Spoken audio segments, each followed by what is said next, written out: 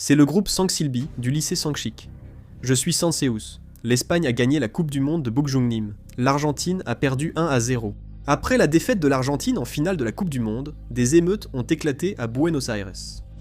Certains supporters rassemblés autour de la place de l'Obélisque ont commencé à exprimer leur mécontentement dès la fin du match, et ils se sont transformés en émeutiers, provoquant soudainement des troubles un peu partout.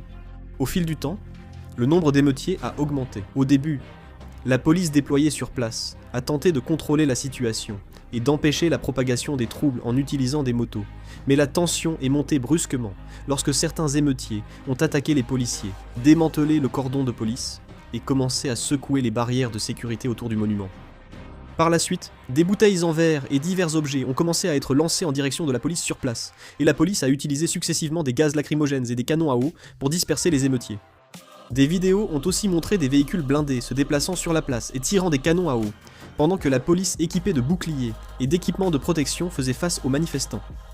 Selon les médias, la confrontation a duré environ 20 minutes, les émeutiers se dispersant puis se regroupant à plusieurs reprises dans plusieurs secteurs.